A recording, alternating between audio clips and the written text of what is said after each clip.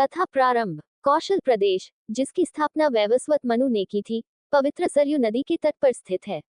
सुंदर एवं समृद्ध अयोध्या नगरी इस प्रदेश की राजधानी है। वैवस्वत मनु के वंश में अनेक शूरवीर, पराक्रमी, प्रतिभाशाली तथा यशस्वी राजा हुए, जिनमें से राजा दशरथ भी एक थे।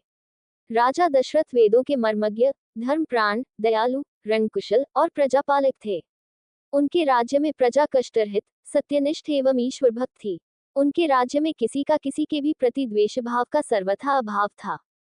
एक दिन दर्पण में अपने कृष्णवर्ण केशों के मध्य एक श्वेत रंग के केश को देखकर महाराज दशरथ विचार करने लगे कि अब मेरे यौवन के दिनों का अंत निकट है और अब तक मैं निःसंतान हूँ। मेरा वंश आगे कैसे बढ़ेगा तथा किसी उत्तराधिकारी के अभाव में राज्य का क्या होगा। इस प्रकार विचार करके उन्होंने पुत्र प्राप्ति हेतु पुत्रेष्ठी यज्ञ करने का संकल्प किया। अपने कुलगुरु वशिष्ठ जी को बुलाकर उन्होंने अपना मंतव्य बताया तथा यज्ञ के लिए उचित विधान बताने की प्रार्थना की। उनके विचारों को उचित तथा युक्तियुक्त जानकर गुरु वशिष्ठ जी बोले, हे राजन, पुत्रेष्ठी यज्ञ करने से अवश्य ही आपकी मनोकामना पूर्ण होगी, ऐसा मेरा विश्वास है।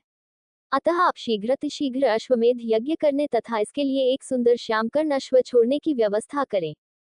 गुरु वशिष्ठ की मंत्रणा के अनुसार शीघ्र ही महाराज दशरथ ने सरयू नदी के उत्तरी तट पर सुसज्जित एवं अत्यंत मनोरम यज्ञशाला का निर्माण करवाया तथा मंत्रियों और सेवकों को सारी व्यवस्था करने की आज्ञा देकर महाराज दशरथ ने रनिवास में जाकर अपनी तीनों रानियों कौशल्या, कैकेयी और सुमित्रा को ये शुभ समाचार सुनाया।